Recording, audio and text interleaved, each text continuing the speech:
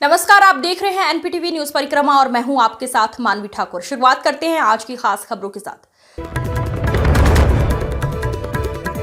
सरसावा में चौथे श्री श्याम संकीर्तन महोत्सव के लिए नकुड़ रोड स्थित श्री बनखंडी महादेव मंदिर से बाबा श्री खाटू श्याम की भव्य निशान यात्रा निकाली गई।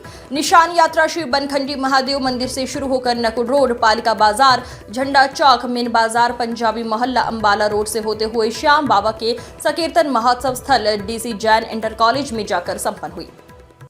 निशान यात्रा में बैंड बाजों की धुन पर श्रद्धालु बाबा श्री खाटू श्याम का निशान लेकर झूमते हुए चल रहे थे। वहीं एक पालकी में बाबा श्री खाटू श्याम जी और दूसरी पालकी में श्री सालासर महाराज जी विराजमान थे। कल शाम 6 बजे से डीसी जैन इंटर कॉलेज में बाबा श्री खाटू श्याम के संकीर्तन महोत्सव के लिए भव्य दरबार सजाया जाएगा। निशान यात्रा में गौरव गुप्ता, विजेंद्र धीमान, संजय वाधवा, मनीष गुप्ता, दीपक रोहिल्ला, अनुज कंबोज, रमेश सुखीजा, मनोज बटार, सचिन चौधरी, अनुज चौधरी सहित काफी संख्या में श्रद्धालु और कस्बे के गणमान्य लोग मौजूद रहे।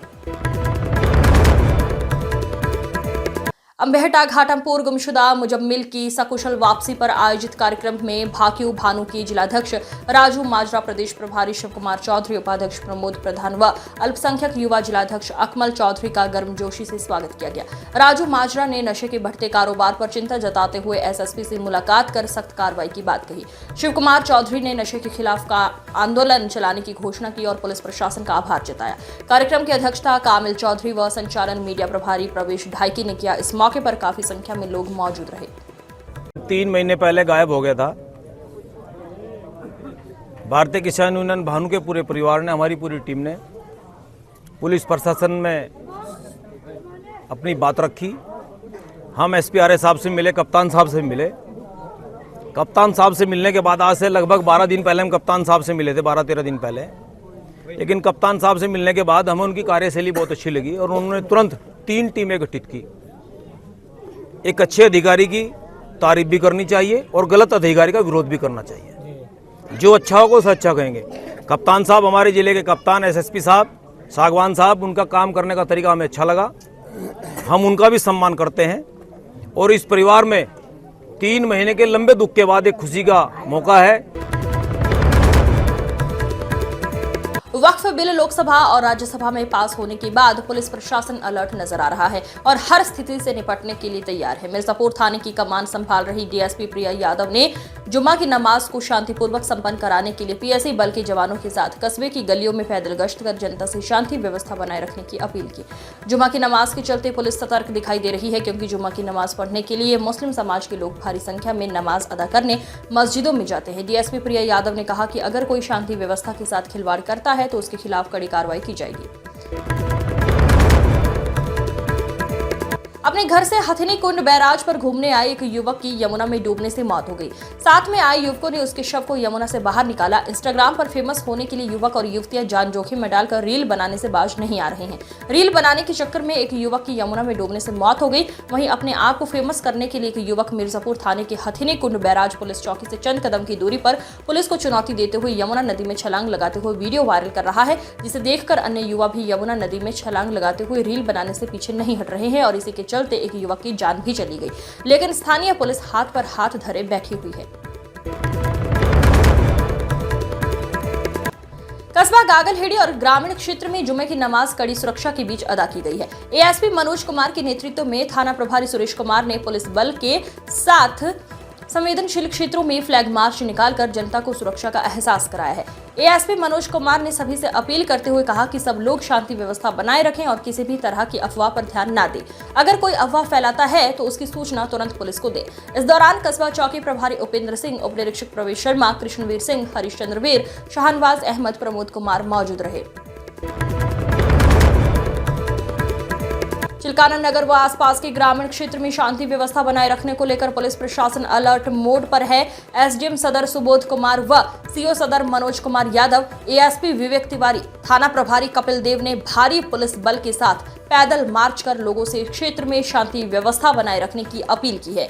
सीओ सदर आईपीएस मनोज कुमार यादव ने कहा कि अगर क्षेत्र का किसी ने भी माहौल खराब करने की कोशिश की तो पुलिस उसके साथ कानूनी कार्रवाई करेगी। गौरतलब है कि संसद में वक्फ संशोधन विधेयक बिल पास हो गया है। बिल को लेकर कहीं पर भी कोई विरोध प्रदर्शन या अप्रिय घटना घटित ना हो, इसी के दृष्टिगत पुलिस प्रशासन अलर्ट मोड पर है।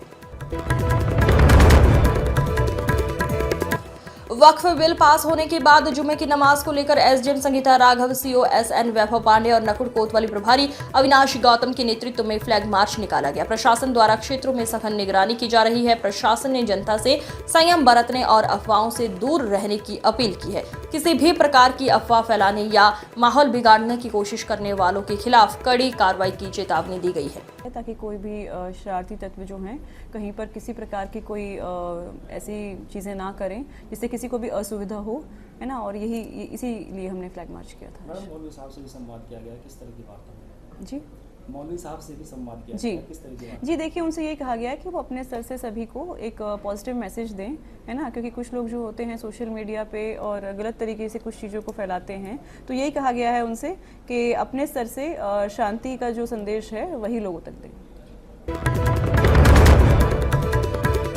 गंगोह वक्फ बिल पास होने के बाद आज जुम्मे की नमाज को लेकर पुलिस रही सतर्क। सुरक्षा की दृष्टि से किया पैदल फ्लैग मार्च। मुस्लिम समुदाय ने शांतिपूर्ण तरीके से जुम्मे की नमाज सकुशल अदा की। गंगोह क्षेत्राधिकारी रुचि गुप्ता, थाना प्रभारी पीयूष दीक्षित ने सुरक्षा की दृष्टि से पुलिस बल के साथ क्षेत्र में भ्रमण करते रहे।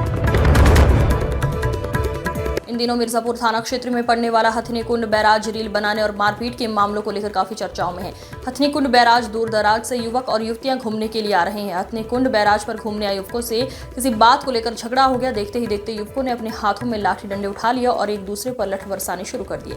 मारपीट का वीडियो सोशल मीडिया पर जमकर वायरल हो रहा है। किस बात को लेकर युवकों में मारपीट हुई इसका अभी तक पता नहीं चल पाया है, लेकिन सूत्रों की माने तो घूमने आए युवकों में लड़की के साथ हुई छेड़छाड़ को लेकर मारपीट हुई है। वक्फ संशोधन बिल पास होने के बाद नानौता पुलिस द्वारा संवेदनशील व मिश्रित आबादी वाले मोहल्ले में पैदल गश्त किया गया। इस दौरान कस्बा नानौता में शांतिपूर्ण तरीके से मुस्लिम समुदाय द्वारा जुम्मे की नमाज अदा की गई। कस्बा देवबंद में डेडिकेटेड कमांड कंट्रोल सेंटर के सफल संचालन की अवधि के 3 वर्ष पूर्ण होने पर नगर पालिका सभागार में एक कार्यक्रम का आयोजन किया गया। कार्यक्रम में सफाई नायकों और पालिका ड्राइवरों को पालिका अध्यक्ष विपिन कुमार गर्ग, अधिशासी अधिकारी डॉक्टर धीरेन्द्र कुमार राय व सभासदों ने सम्मान पत्र देकर सम्मानित किया। अधिशासी अधिकारी डॉक्टर धीरेन्द्र राय ने नगरवासियों से अपील करते हुए कहा, सूखे और गीले कूड़े को अलग अलग रखें, सड़कों पर मत फेंकें। पालिका की जो गाड़ियां मोहल्लों में पहुंचती हैं उन्हीं में कूड़ा डालें। आपके इसी सहयोग से हमारा नगर साफ और स्वच्छ रहेगा। नगरवासियों से सिर्फ मेरी इतनी अपील है कि वो जो गीला कूड़ा और सूखा कूड़ा है उसको अलग अलग रखें। हमारी गाड़ियां, आप जैसा कि आप जानते हैं कि हर वार्ड में जाती हैं, ऐसा कोई वार्ड नहीं है जहां पर हमारी गाड़ियां नहीं जाती कूड़ा उठाने। वो कूड़ा हमारी गाड़ी में ही डालें, जहां पर जिसका स्थान है उसके कूड़े को डालें, सड़क पर न फेंकें। नानौता क्षेत्र के गांव यहियापुर में प्राथमिक विद्यालय में समग्र शिक्षा अभियान के तहत स्कूल चलो रैली और रिपोर्ट कार्ड विवरण कार्यक्रम का आयोजन किया गया। कार्यक्रम में हेडमास्टर कृष्णपाल शर्मा, सहायक अध्यापक मांगेराम ने स्कूल चलो अभियान के तहत गांव के विभिन्न चौराहा से होकर जागरूक रैली निकाली और अभिभावकों को स्कूल में नामांकन करने पर जोर दिया। सहारनपुर के railway station Nagal Delhi Dehradun Janshatabdi express train के इंजन का चक्का हुआ जाम। इंजन का चक्का जाम होने के चलते नहीं हुई कोई बड़ी दुर्घटना। पटरी से नहीं उतरी ट्रेन, हो सकता था बड़ा हादसा। ट्रेन में सवार यात्रियों ने ली राहत की सांस। भारी भरकम सामान के साथ यात्रियों को उठानी पड़ रही है मुसीबत। सूचना मिलते ही रेलवे विभाग के उच्च अधिकारियों में मचा हड़कंप। मौके पर पहुंची क्षेत्रीय पुलिस और रेलवे विभाग के कर्मचारी। रेलवे कर्मचारियों ने इंजन के चक्का जाम होने के चलते रेलवे ट्रैक की बारीकी से जांच की। यात्रियों को अपने गंतव्य तक सकुशल पहुंचाने के लिए ट्रेन में दूसरा इंजन जोड़कर किया जाएगा सुचारू रूप से चालू। Dedicated command control centre DCC के 3 वर्ष पूर्ण होने पर नगर निगम के स्वच्छता ब्रांड एम्बेसडर पद्मश्री सेठपाल व दीपक गुप्ता के अलावा स्वच्छता के क्षेत्र में उत्कृष्ट कार्य करने वाले नागरिकों, एनजीओ, सफाई कर्मियों एवं मोहल्ला समितियों के प्रतिनिधियों को सम्मानित किया गया। सभी वक्ताओं ने सफाई की शुरुआत स्वयं से करने का आह्वान करते हुए सहारनपुर को नंबर 1 लाने का संकल्प दोहराया। जूडो के अंतर्राष्ट्रीय रेफरी और निगम के ब्रांड एम्बेसडर दीपक गुप्ता ने भी स्वच्छता और सफाई की शुरुआत खुद से करने और दूसरे लोगों को स्वच्छता के लिए प्रेरित करने पर जोर देते हुए कहा कि स्वच्छता ही स्वस्थ रहने की कुंजी है। नगर आयुक्त संजय चौहान ने भी स्वच्छता की शुरुआत अपने आप से करने पर बल देते हुए कहा, हमें अपनी सोच बदलनी होगी। मेरा गांव मेरा गौरव से और आगे जाते हुए मेरा घर मेरी चिंता मेरा कूड़ा मेरी जिम्मेदारी तक सोच को ले जाना होगा। उन्होंने कहा कि 2011 की जनगणना के अनुसार उस समय सहारनपुर महानगर की आबादी 8,80,000 थी, जो आज लगभग 12 से 14 लाख पहुंच चुकी है। इसके अतिरिक्त सुपरवाइजर ब्रिजमोहन तथा वार्ड 25 मोहल्ला समिति के आरसी पांडे ने भी संबोधित किया। संचालन डॉक्टर वीरेंद्र आजम ने किया। जबलपुर की पॉपुलेशन डेंसिटी अराउंड 80-85 थी और यहाँ से पहले मैं जिस शहर में था मुरादाबाद में, वहाँ की पॉपुलेशन डेंसिटी 15,000 पर स्क्वायर किलोमीटर, 15,000 लोग 1 किलोमीटर के दायरे में। सहारनपुर का मुझे आंकड़ा अभी मालूम। वक्फ संशोधन बिल के बाद जुम्मे की नमाज को लेकर जिला प्रशासन रहा अलर्ट। पुलिस प्रशासन की आज चप्पे चप्पे पर पैनी नजर बनी रही। पुलिस भीड़भाड़ वाले इलाकों में कर रही है फ्लैग मार्च। असामाजिक तत्वों पर पुलिस प्रशासन की पैनी नजर सोशल मीडिया पर भी रखी जा रही है। पैनी नजर, किसी को भी कानून के साथ खिलवाड़ करने की इजाजत नहीं होगी, कड़ी कार्रवाई। विभिन्न जो मस्जिदें हैं उनमें नमाज लोगों के द्वारा अदा की जाएगी। इसमें पुलिसकर्मियों की तरफ से, हमारी तरफ से जो ड्यूटियां हैं वो लगातार लगाई जा चुकी है।